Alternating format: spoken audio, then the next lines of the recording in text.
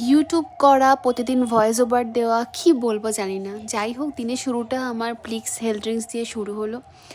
আমি প্লিক্সের health drinks খাই। জানি না কতটা কি চেঞ্জ হয়েছে জানি না। তা এই দেখো, আমি এখনও কিন্তু বিছনায় ঘুম থেকে উঠিনি, আর শীতের ঠান্ডায় কী করব। আমার যিনি বিছনা গুঁতেছিলেন, আমার মা, ওই যিনি কাজ করে আমার মাসি বলে ডাকি।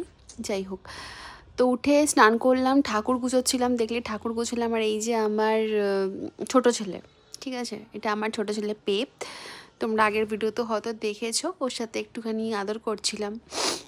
করে ঠাকুরের, আমার বাড়িতে নারায়ণ আছে, তো নারায়ণের সব কিছু জোগাড় করলাম। জোগাড় করার পরে একটু বেরোবো, স্যালুনে যাব।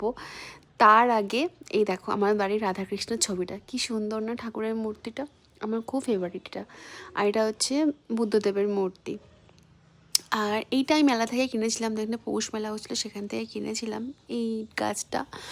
আর আমার পিঠে পুলি করে দেওয়ার মতো কেউ নেই, মা তো নেই। যাই হোক, পরের ভিডিওতে বলবো। তো আমার এক স্যালনের স্টাফ আমাকে পিঠে পুলি, মালপোয়া, রসবড়া সব কিছু করে পাঠিয়েছে। আমার এত ভালো লেগেছে না। আর আমি এখন একটু যাচ্ছি দোকানে।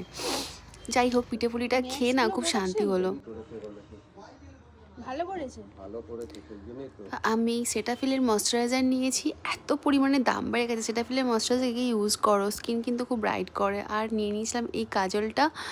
আর এইটা হচ্ছে ফেস রেজার। এটা আমাদের স্কিনে যে ডেড সেল বা যে লোমগুলো থাকে, যেগুলো ওয়্যাক্সিং করলেও ওঠে না, সেগুলো নিয়েছিলাম। তো চলো বাই, আজকের ব্লগটা এইটুকু। ভালো থেকো, সুস্থ থেকো সবাই, লাইক কমেন্ট শেয়ার করো।